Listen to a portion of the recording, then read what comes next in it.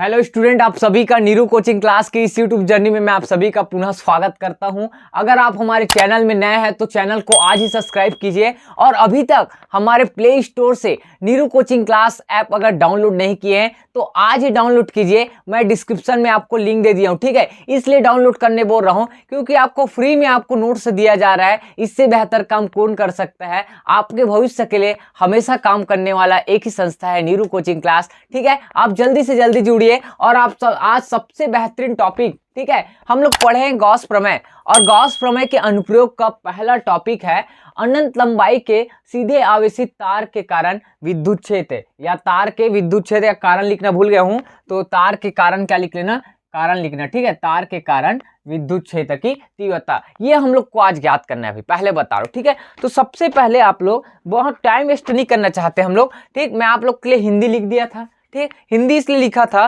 क्योंकि आपको ध्यान रखना, मैं लिखता तो थोड़ा सा वीडियो का लेंथ बड़ा होता, ठीक, और आप लोग को देखने में असुविधाजनक होता। इस कारण से देखो भाई, अब मैं देखो आपके बीच हिंदी लिख दे हूं, लेकिन सर आप हिंदी लिख दिए सर, लेकिन हम लोग को हिंदी सबसे बेकार लगता है। ऐसे टेंशन लेने की बात नहीं है, मैं हूं भाई, आपको याद नहीं करना है, बस जितना मैं जैसे समझाने बोलता हूं आप उतना लिख दो पेपर में, ठीक है। आपका नंबर नहीं कटेगा, और आप हिंदी ही नहीं लिखोगे तो आपका नंबर कटेगा, पहले बता रहा हूं, ठीक है। अब देखो ध्यान से, मान लो अनंत लंबाई के आवेशित तार क्या है, कैपिटल एल है। तो कुछ मत करो, एक पहले तो आप क्या बनाओ, आप तार बनाओ।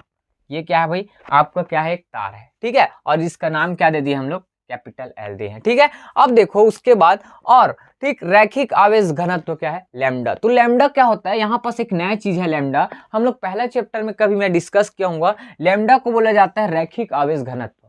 क्या बोला जाता है, रैखिक आवेश घनत्व, जिसको सूत्र होता है बराबर होता है आपका क्यू बटे क्या होता है, एल होता है। क्यू बटे क्या होता है, स्मॉल एल होता है, पहले बताऊं। तो इसका अगर आप परिभाषा पढ़ने जाओगे तो ध्यान रखना, एकांक लंबाई में, ठीक है, या प्रति एकांक लंबाई में, ठीक है, उपस्थित आवेश को क्या बोला जाता है, रैखिक आवेश घनत्व कहते हैं, ठीक। मतलब एक कोई भी आप छोटे से भाग में, ठीक, आपका ध्यान रखने के एकांक लंबाई में आपका वहां पर जितना भी क्या रहेगा, आवेश उपस्थित रहेगा, उसको बोला जाता है क्या, रैखिक आवेश घनत्व बोला जाता है। इसका हम लोग उपयोग करने वाले हैं भाई, ठीक। इसी कारण आपको मैं पहले में परिभाषा बता दिया था। तो हम लोग तार के किसी एकाध भाग पर, ठीक है, हम लोग विद्युत क्षेत्र की तीव्रता निकालेंगे, ठीक, उसके बाद पूरे का निकालेंगे भाई, ठीक है। तो हम लोग गॉस प्रमेय उपयोग कर रहे हैं। तो सबसे पहले तो सर गॉस प्रमेय विद्युत क्षेत्र नहीं निकाला जाता, उसमें तो आपका वैद्युत फ्लक्स निकाला जाता है ना। हाँ ठीक है, सही बोल रहे हो, वैद्युत फ्लक्स निकालेंगे किसमें, आपका इसमें, फिर लास्ट में आपको बताना था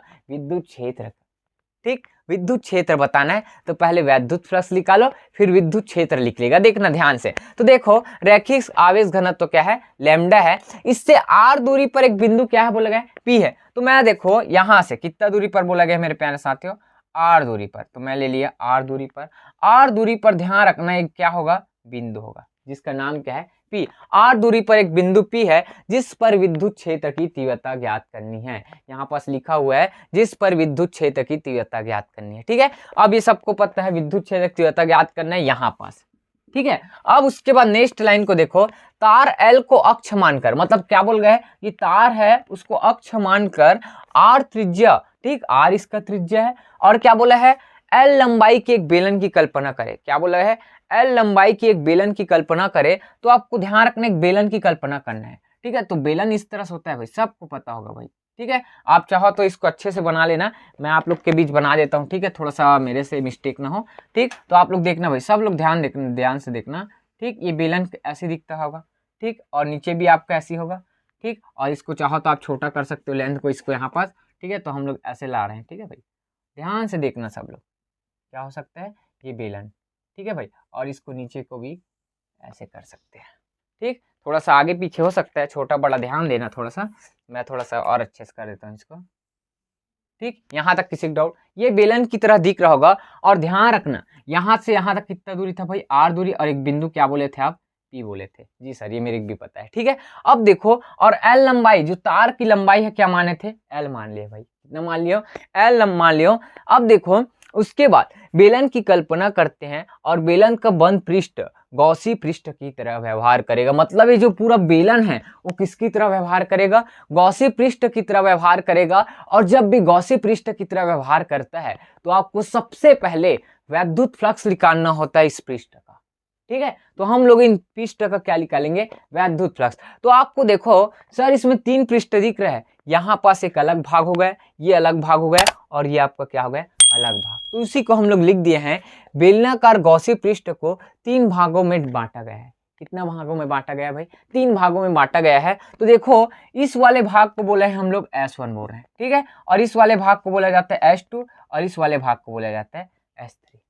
यहाँ तक किसी डाउट? आप बाहर भी लिख सकते हो इसको, S1 S2 और क्या है S3, S1 S2 और S3, ठीक। S1 आपका कहलाता है समतल वित्तीय पृष्ठ, ठीक, वो S2 कहलाता है वक्र पृष्ठ और समतल वित्तीय पृष्ठ फिर से S3 कहलाता है। दोनों सेम है, इसी कारण आपका सेम है। तो दोनों के लिए वैद्युत फ्लक्स का मान भी क्या होगा मेरे प्यारे साथियों सॉरी, सेम होने वाला क्या होने वाला है, सेम होने वाला है, ठीक है। तो देखो यहाँ पास एक तार क्या लिए थे अपन, L लिए थे, उसको तबीयत खराब हो रहा है, एक L है, ठीक है। अब देखो उसके बाद दोनों के लिए वैद्युत फ्लक्स का मान क्या होगा, सेम होगा। किसके किसके लिए, S1 और S3 के लिए, ठीक है। कैसे होगा देखते हैं। आपका ध्यान रखना है, आपका तार है जो आगे जा रहा है, इधर आगे जा रहा है, सबको पता है भाई, ठीक। इधर ध्यान रखना है, ये S3 मान के चलो और ये आपका मान के चलो S1 को मैं यहाँ पास लिख रहा हूँ, थोड़ा सा और ज्यादा समझ आएगा, और ज्यादा समझने के लिए ऐसे लिख रहे हैं, ठीक है। एक तार लिए थे अपने, सबको पता है तार तो पता ही है L होता है, ठीक है, तार क्या है, L है। अभी हम लोग यहाँ पास मिटा रहे हैं, ठीक है, क्या कर रहे हैं, मिटा रहे हैं, इसलिए क्योंकि आपको समझाने के लिए, ठीक है। अब देखो ध्यान रखना, जिधर आपका R दूरी पर एक बिंदु होता है P, उधर क्या ज्ञात करते हैं, विद्युत क्षेत्र तीव्रता ज्ञात करते हैं, ठीक है। तो बोलोगे विद्युत क्षेत्र का तीव्रता इधर होगा सर, ठीक, इसमें भी इधर होगा, इसका भी इधर होगा, इधर ज्ञात करेंगे उधर ही होगा ना भैया, तो इधर ही होगा विद्युत क्षेत्र। इसको नाम दे दिया मैं E वेक्टर, ठीक, इसको नाम दे दिया मैं E वेक्टर, इसको नाम दे दिया मैं E वेक्टर। अब सबको पता है भाई, ठीक है। आपको ध्यान रखना, यहाँ पास हम लोग बिंदु P पर एक क्या करते हैं, एक अल्प भाग की कल्पना करेंगे, ठीक है। तो आप यहाँ पास लिख सकते हो, ठीक, मैं लिख देता हूँ आप लोग के, फिर समझाता हूँ मैं, ठीक है।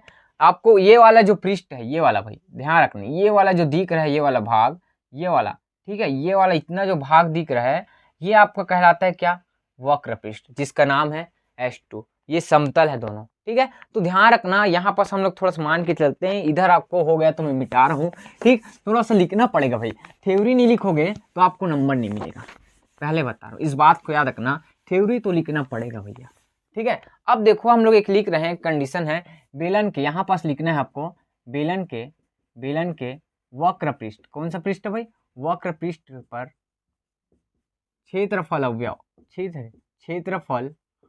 क्षेत्रफल अवयव क्या लिखोगे, क्षेत्रफल अवयव ds, क्या लिखोगे, ds वेक्टर की कल्पना करें, ठीक है, कल्पना करें। मतलब आपका क्या बोला गया है, ये आपका वक्र पृष्ठ ये वाला भाग है, यहाँ पास ध्यान रखना किसका कल्पना कर रहे हैं हम लोग, एक अल्प भाग की कल्पना कर रहे हैं, और यहाँ पास तो P ही चर है, और अल्प भाग को हम लोग मानते हैं क्या भाई, ds वेक्टर, और इसका भी दिशा किधर है, E वेक्टर की ही होगा, ठीक है भाई। यहाँ तक किसी डाउट? अब देखो इसके बाद R दूरी है और एक बिंदु P था, और यहाँ पास ध्यान रखना एक इसके पृष्ठ पर बोला है ना, वक्र पृष्ठ के यहाँ पास पृष्ठ पर एक क्या ज्ञात करते हैं भाई, एक अल्प भाग ज्ञात करते हैं, ठीक है। जैसे यहाँ पास लिखा हूँ क्षेत्रफल अवयव ds की कल्पना करते हैं, ठीक है। तो हम लोग कल्पना कर रहे हैं इस भाग पर, तो इस भाग पर पहले क्या निकालेंगे, वैद्युत फ्लक्स निकालेंगे, ठीक है। और किसके लिए निकालेंगे, S1 S2 और S3। तो इसी प्रकार देखो हम लोग को S1 है और S3 है, ठीक है। तो यहाँ पास मैं लिख देता हूँ पहले, बेलन के वक्र पृष्ठ पर क्षेत्रफल अवयव ds की कल्पना करें, ठीक है। उसके बाद यहाँ पास देख सकते हो E वेक्टर और ds है, इसके बीच बनने वाला कोण कितना होगा। आप लोग को कई बार बताया है, जब एक ही दिशा में काम करता है तो उनके बीच बनने वाला कोण कितना होता है, थीटा बराबर 0। तो यहाँ पास थीटा का मान कितना लिख सकते हो आप, 0 लिख सकते हो। ये समझाने के लिए हम थीटा बराबर 0, तो आप यहाँ पास लिखोगे, क्या लिखोगे, E वेक्टर और ds वेक्टर के बीच का कोण, बीच का क्या लिखोगे, बीच का कोण कितना होगा, थीटा बराबर कितना होगा, 0 अंश होगा। ये सबको पता है भाई। अब ध्यान रखना, ये अभी किसके लिए बात हो रहा है, S2 बस के लिए बात हो रहा है, ठीक है, किसके लिए बात हो रहा है, S2। अब ध्यान रखना, हम लोग सबसे पहले हम लोग S2 के ही निकालते हैं, क्या निकालते हैं, S2 के लिए। तो आप चाहो तो S1 भी निकाल सकते हो, क्या निकाल सकते हो, S1। लेकिन S1 का हम लोग को निकालना कुछ इसलिए आपका जरूरी नहीं है, क्योंकि यहाँ पर यही बात समझ लेते हैं भाई, क्यों जरूरी है मैं बताऊंगा, लिखाऊंगा, ठीक। S1 आपका ऊपर है और E वेक्टर इधर है, ठीक है। तो S1 ऊपर जा रहा है, ई वेक्टर इधर जा रहा है, तो ऐसे भी जान सकते हो क्या भाई, S1 और क्या होगा ई वेक्टर दोनों के बीच कितना कोण बनेगा भाई, 90 अंश का बनेगा। मतलब थीटा का मान कितना होगा, 90 अंश। अगर S3 का बात करूं तो मैं ई वेक्टर इधर है और आपका ध्यान रखना नीचे आपका कितना है S3 और दोनों के बीच कितना कोण बनेगा, 90 अंश बनेगा। ठीक, तो ध्यान रखना दोनों के बीच जब 90 अंश का कोण बन रहा है, जब इसके दोनों बिंदुओं पर अगर छोटा छोटा भाग लेकर जैसे ds लेकर हम लोग आंसर निकालने जाएंगे, ठीक है, तो ds निकालने जाओगे तो आप इसको क्या करना है मेरे प्यारे साथियों, ठीक, आप लोग चाहो तो लिख सकते हो, ठीक है, बहुत सरल तरीके से आपको समझाया जा रहा है, आप चाहो तो दोनों को लिख सकते हो, ठीक है, दोनों के लिए एक ही बार निकाल देते हैं, ठीक है, क्या लिखोगे S1 और क्या लिखते हैं S3, मतलब आप लिखोगे अतः, ठीक है, अतः वक्र पृष्ठ, क्या लिखोगे, सॉरी वक्र पृष्ठ नहीं है ना, अतः S1 व S3 से गुजरने वाला वैद्युत फ्लक्स, क्या निकालते हैं वैद्युत फ्लक्स। पहले हम लोग S1 और किसके लिए निकाल रहे हैं, S3 के लिए, फिर हम लोग S2 के लिए निकालेंगे, क्योंकि S2 के लिए ध्यान रखना एक छोटा सा भाग ds लिए हैं, तो इसी प्रकार हम लोग S1 और S3 के लिए बात करें तो सबसे पहले S1 और S3 सेम है, इसी कारण मैं पहले वैद्युत फ्लक्स इसके लिए लिखा रहा हूं, ठीक है। तो इधर आपके बीच इधर ऊपर जा रहा है, ये इधर जा रहा है, तो बीच में कितना अंश का कोण बनेगा, 90 अंश, इधर नीचे और इधर जा रहा है तो कितना अंश का कोण, 90 अंश, ठीक है। तो वैद्युत फ्लक्स निकालोगे, क्या लिखोगे भाई वैद्युत फ्लक्स, तो वैद्युत फ्लक्स निकालते हो तो सूत्र अल्प भाग के लिए लिखा रहे, ठीक है, तो आपका इसके लिए आंसर आएगा डी फाई बराबर, ठीक, और बंद पृष्ठ है तो आपको क्या लगेगा भाई, ऐसे बंद पृष्ठ लगेगा, लगा सकते हैं कि लगा सकते हैं, ठीक है। और उसके बाद ध्यान रखना क्या लिखोगे, E vector into ds vector लिखा जा सकता है। अब देखो थोड़ा दिमाग लगाओ, यहाँ पास मैं जैसे ही वेक्टर फॉर्म को हटाता हूँ, सबको पता है आपका पढ़ाया गया था, इधर आपका कहीं पास लिख दूँ क्या, ये होता है a vector into B vector बराबर होता है ए बी और क्या होता है कॉस थीटा, मतलब आपका वेक्टर फॉर्म को तोड़ेंगे तो ए बी कॉस थीटा लगता है, ठीक है। तो यहाँ पास आपका ई के रूप में है तो क्या होगा ई डी एस और क्या आता है आपका कॉस थीटा। और अभी देखो मेरे प्यारे साथियों S1 और S3 से गुजरने वाला वैद्युत फ्लक्स निकाल रहे हैं, और मैं अभी बताया था दोनों के बीच बनने वाला कोण कितना था भाई, थीटा बराबर 90 था, ठीक। आपका S2 का बात नहीं करे, S2 के लिए तो 0 अंश का कोण बन रहा है, ठीक है, लेकिन इसके लिए क्या है ऊपर जा रहा है इधर जा रहा है, तो इनके बीच बनने वाला कोण क्या होगा 90 अंश होगा, ठीक है भाई, और इसके बीच भी आपका क्या होगा 90 अंश, तो डायरेक्ट मान रख देना क्या बंद पृष्ठ और ईडीएस और क्या होगा cos 90 अंश लिखा जा सकता है भाई। और cos 90 अंश का मान बच्चे को पता है, cos 90 अंश का मान सर 0 होता है, तो ध्यान रखना यहाँ पास क्या आएगा बंद पृष्ठ और क्या लिखोगे ईडीएस और इंटू क्या हो जाएगा 0, मतलब आंसर आया आपका पूरा 0। कितना आ रहा है भाई 0, मतलब बोल सकते हैं सर S1 और S3 से कोई भी ध्यान रखना विद्युत क्षेत्र रेखाएं नहीं गुजरती सर, क्यों, क्योंकि आप वैद्युत फ्लक्स निकाल रहे हो, और वैद्युत फ्लक्स में बहुत शानदार आपको पता होगा, ये आपका ध्यान रखना कोई पृष्ठ ऐसे रखा है, ठीक है, तो ध्यान रखना इस पृष्ठ से क्या होता है लंबवत विद्युत क्षेत्र रेखाएं गुजरती है, मतलब पृष्ठ ऐसा रखा है तो विद्युत क्षेत्र रेखाएं कैसे गुजरेगा, ऐसा गुजरेगा, ठीक है भाई। यहां तक किसी डाउट मेरे प्यारे साथियों, लेकिन यहां पास और कंडीशन समझा जा सकता है, S1 जो होता है समतल वित्तीय पृष्ठ होता है, तो ये विद्युत क्षेत्र के क्या रखा होता है समांतर होता है मेरे प्यारे साथियों, समांतर। और आप लोग कभी ये नहीं पढ़े वैद्युत फ्लक्स में, ध्यान रखना उसके समांतर नहीं गुजरता आपका विद्युत क्षेत्र रेखा है, क्या होती है लंबवत गुजरता है मेरे प्यारे साथियों, जैसे आपका पृष्ठ ऐसे हुआ तो ऐसे गुजरेगा, लेकिन दोनों ऐसे ध्यान रखना एक साथ नहीं हो सकता, मतलब पृष्ठ और क्या है भाई विद्युत क्षेत्र रेखाएं एक ही साथ ऐसे नहीं गुजरेगा, और गुजरेगा ध्यान रखना तो वहां पास वैद्युत फ्लक्स का मान होगा 0,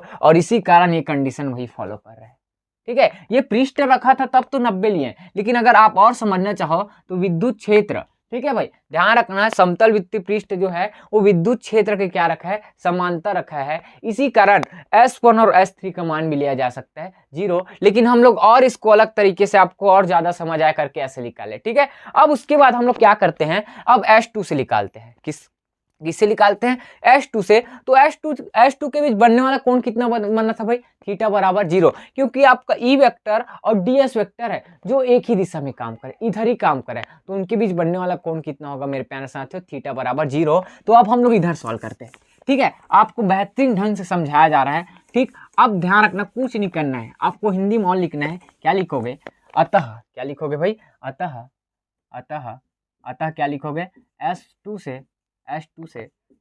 से गुजरने वाला क्या लिख सकते हो वैद्युत फ्लक्स, S2 से गुजरने वाला वैद्युत फ्लक्स। सबको दिख रहा है भाई, क्या है? वैद्युत फ्लक्स।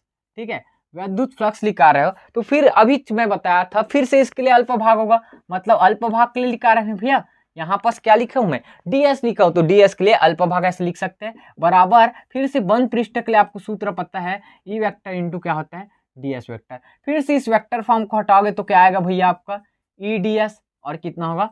cos थीटा आएगा भाई, सबको पता है। उसके बाद सर अभी बताए थे आप, इन दोनों के बीच कोण कितना बनता है? थीटा बराबर 0। और हम लोग स्टार्टिंग में भी लिख दिए थे, आपका वक्र पृष्ठ एक अवयव लेंगे तो उनके बीच बनने वाला कोण कितना होगा? थीटा बराबर 0। तो मैं यहाँ पास अब इस डायग्राम को कोई मतलब नहीं है तो मैं मिटा देता हूँ भाई। तो आप ध्यान से देखो भाई, थोड़ा सा मार्कर खत्म होने वाला है लग रहा है, ठीक है, तो ध्यान से देखना सब लोग। इसमें देखो, उसके बाद अब देखो, इसमें बराबर तो चिन्ह ऐसे चलेगा, बंद पृष्ठ ऐसी रहेगा, और क्या लिखोगे? ईडीएस और कितना होगा? cos 0 लिख सकते हैं। थीटा का मान कितना बनेगा बोलो? cos 0 और cos 0 का मान कितना होता है बताओगे? बोलोगे तो मैं बताऊंगा, 1 होता है। कितना होता है? 1। तो आंसर कितना आएगा? ईडीएस आएगा, क्योंकि ईडीएस के साथ 1 का गुणा करोगे तो कितना आएगा? यही आएगा। अब देखो यहाँ पर सरल किया जा सकता है, ई को मैं बाहर कर दिया, ठीक, तो अंदर क्या बचेगा आप मेरे प्यारे साथियों? डीएस। ठीक, और डीएस का हम लोग मान जानते हैं, क्या मान जानते हैं मैं अब भी बता रहा हूँ, ठीक है। तो आप चाहो तो इसको चर ऐसे लिख सकते हो। अब देखो चूंकि करके लिख सकते हो, क्या लिख सकते हो? बंद पृष्ठ और डीएस बराबर होता है 2πrl। क्या होता है? 2πrl। और ये ध्यान रखना क्या होता है? वक्र पृष्ठ, ठीक है भाई। तो आप हिंदी में लिख लेना इसका, बेलन का वक्र पृष्ठ है। क्या है भाई? बेलन का वक्र पृष्ठ। बेलन का वक्र पृष्ठ क्यों लिखे ऐसा? क्यों? ध्यान रखना, आप लोग पढ़े हो गोले का वक्र पृष्ठ है और आपका बेलन का वक्र पृष्ठ, मतलब हम लोग पीछे जो पढ़े थे तो बेलन का पृष्ठ के लिए सूत्र पढ़े थे आपका 4πr² पढ़े थे भाई। लेकिन ये ध्यान रखना, बेलन की कल्पना का बात कर रहे हैं, गोला नहीं है यहाँ पास, तो ध्यान रखना बेलन का वक्र पृष्ठ का सूत्र होता है 2πrl। ध्यान रखना 2πrh पढ़े होगे, एल नहीं आता होगा, लेकिन यहाँ पास लंबाई कितना लिए थे? आपका एल लिए थे। उसी प्रकार वहाँ ऊंचाई होता है तो ऊंचाई ध्यान रखना एच होता है, तो यहाँ पास हम लोग एल ले लिए, बात खत्म भाई, दोनों तो सेम है। अब कुछ नहीं करना है, यहाँ पास मान रख दो, तो मान रखोगे तो क्या आएगा भाई? ई आएगा, और आपका क्या आएगा? बंद पृष्ठ के साथ पूरा का मान है आपका कितना है? 2πrl, ठीक है। और इधर लिख सकते हो क्या आप लोग? डी फाई, अल्प भाग के लिखा है, और इसको समीकरण दे देना 1। क्या देख सकते हो भाई? समीकरण 1। अब देखो, अब यहाँ तक किसी भी बच्चे को डाउट नहीं होना चाहिए। अगर आप इसको लिख लिए हो, स्क्रीनशॉट लिए हो, तो आप जल्दी ले लो, मैं इसको और समझा रहा हूँ, ठीक है। अभी पूरा कंप्लीट नहीं हुआ है, बहुत आपका थोड़ा सा लंबा है, 5 नंबर में ऐसे थोड़ी आएगा भाई, ठीक, 5 नंबर का क्वेश्चन है भाई, ठीक है। अब आगे देखते हैं भाई, आगे कैसे करोगे। वहां पास आपको क्या करना है पता है, ठीक, हम लोग S1 और S3 और S3 से, मतलब पूरे गॉसी पृष्ठ से गुजरने वाले निकालेंगे, ठीक है। मतलब लिखोगे अतः अतः अतः संपूर्ण, ठीक है, संपूर्ण बेलन से, ये भी आप बेलन से भी लिख सकते हो, अतः संपूर्ण बेलन से गुजरने वाला, क्या लिखोगे? गुजरने वाला क्या लिखेंगे? वैद्युत फ्लक्स। क्या लिखेंगे? वैद्युत फ्लक्स, ठीक है। तो संपूर्ण वैद्युत फ्लक्स निकालोगे तो ध्यान रखना 3 जगह से गुजर रहा था, एक S1 से, एक S2 से और S3 के लिए। S1 और S3 के लिए मान आता है 0, ठीक, और S2 के लिए मान आता है ये, ठीक। तो आप लोग लिखोगे, इधर लिख सकते हो फाई ई बराबर, ठीक, S1 प्लस S2 प्लस क्या लिखोगे? S3 से क्या लिखोगे? गुजरने, ठीक है। इधर मैं मिटा रहा हूँ, थोड़ा सा सरल जाएगा करके, ठीक है। क्या लिखोगे? गुजरने वाला, ठीक, थोड़ा सा ब्लैक बोर्ड में चमक आ रहा है, गुजरने वाला क्या लिखोगे? वैद्युत फ्लक्स। आप लोग अब बना लोगे भाई, पूरा विश्वास है मुझे, आप लोग बना लोगे, ठीक है।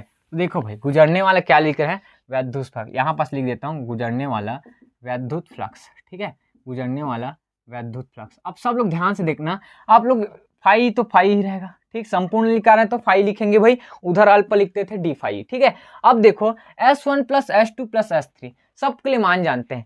S1 के लिए मान कितना होता है? 0, प्लस आपका S2 के लिए अब भी निकाले थे भाई, क्या आता है? इंटू 2πrl, ठीक, और प्लस है तो प्लस। S3 के लिए मान भी कितना आता है? 0, ठीक। इसको हल करोगे तो आपका कितना आएगा?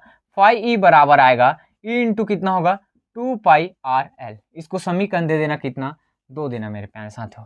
कितना दे सकते हो भाई आप? कितना दे सकते हो? 2 दे सकते हो, ठीक है। अब देखो हम लोग को गॉस प्रमेय का उपयोग करना है, तो क्या लिखोगे यहाँ पास हिंदी में? गॉस प्रमेय से। इसके प्रमेय से भाई, गॉस प्रमेय से। तो आपको गॉस का प्रमेय पता होगा, फाई ई बराबर होता है कितना? क्यू बटे एप्सिलॉन 0 हो सकता है भाई। अब देखो आप इसको समीकरण कितना देना 3। अब समीकरण 1 और 2 का लेफ्ट हैंड साइड आपस में बराबर है तो आप यहाँ पास लिखोगे समीकरण कितना 2 कितना भाई 2 कितना से 2 3 से, तो 2 और 3 से लिखोगे तो इसका और इसका मान का दोनों आपस इधर इधर कट जाएगा, तो इस साइड क्या बचेगा आप मेरे प्यारे साथियों ई इंटू क्या आएगा 2 पाई आर एल बराबर कितना होगा क्यू अपॉन एप्सिलॉन 0 लिखा जा सकता है भाई। ठीक, अब देखो इसमें एक चीज और है, क्या चीज है बता देता हूँ आपको। मैं बताया था इसको समीकरण कितना दे देना यहाँ पास 4 दे देना। ठीक है, हम लोग चूंकि करके जानते हैं, क्या जानते थे बताया था आपको लैम्डा बराबर, लैम्डा मतलब रैखिक आवेश घनत्व का मान होता है क्यू बटे कितना होता है एल होता है, सबको पता है भाई क्यू बटे एल होता है सर। तो इसको हम लोग ऐसे कर सकते हैं क्या, यहाँ पास क्या कर सकते हैं, यहाँ पास क्यू बटे एल है तो मैं एल को इधर पक्षांतर कर दो तो किसका मान आएगा क्यू का मान आएगा, तो क्यू का मान कितना आएगा, क्यू का मान आएगा लैम्डा एल आ सकता है भाई। तो यहाँ पास जो क्यू है उसकी जगह मैं लिख सकता हूँ लैम्डा एल, तो आपका आंसर आएगा क्या लिखोगे डायरेक्ट समीकरण किससे, समीकरण 4 से, क्या लिखोगे समीकरण 4 से, तो आपका आएगा इंटू 2 पाई आर एल बराबर आपका क्यू का मान कितना लिखना है लैम्डा एल अपॉन एप्सिलॉन 0। अब देखो कुछ कट रहा है भाई, एल कट गया। ठीक है, अब देखो अपने क्या करना है, विद्युत क्षेत्र की तीव्रता ज्ञात करना था भाई। ठीक है, तो यहाँ पास ई है और इतना क्या है 2 पाई आर बस बचा है, तो मैं ई बस को रोक देता हूँ। ठीक है, और 2 पाई आर कहाँ जाएगा नीचे, और ऊपर में क्या चल रहा है आपका लैम्डा, तो ऐसे होगा क्या 2 पाई आर और क्या लिखोगे एप्सिलॉन 0, और इसको आप जमा कर लिखना चाहो तो ऐसे भी लिख सकते हो ई बराबर ठीक लैम्डा अपॉन 2 पाई और एप्सिलॉन 0 आर। और ध्यान रखना मेरे प्यारे साथियों यही आपका 5 नंबर के लिए क्वेश्चन है और यही आंसर है भाई। ठीक, क्या है भाई यही आंसर है। आप किसी भी बच्चे को या किसी भी स्टूडेंट को समझ आया होगा, ठीक है, तो ध्यान रखना अपने दोस्तों को शेयर जरूर करो भाई। हम बहुत मेहनत से आपके लिए वीडियो बना रहे हैं और ये 5 नंबर में आता है भाई। कितना नंबर में आता है 5 नंबर में, और आप लास्ट में लिख लेना। ठीक है, लिख लेना क्या लिखोगे समीकरण 5, क्या लिखोगे समीकरण 5 क्या होता है भाई आपका ठीक अनंत लंबाई के लिए ना। ठीक है, क्या होता है अनंत लंबाई के सीधे आवेशित तार के कारण विद्युत क्षेत्र की तीव्रता के लिए क्या कहलाता है व्यंजक कहलाता है। ये आपको लास्ट में लिखना है, तभी आपको 5 में 5 नंबर दिया जाएगा। ठीक है, और आप ध्यान रखना चैनल को सब्सक्राइब कीजिए, लाइक कीजिए, और नीरू कोचिंग क्लास के ऐप अभी आप प्ले स्टोर से जाकर डाउनलोड कीजिए। मैं डिस्क्रिप्शन में आपको लिंक दे दिया हूं, और आपको वीडियो अच्छा लगा होगा तो प्लीज़ एक कमेंट कीजिए। ठीक है, और मिलते हैं नेक्स्ट वीडियो में। जय हिंद, जय भारत, जय छत्तीसगढ़।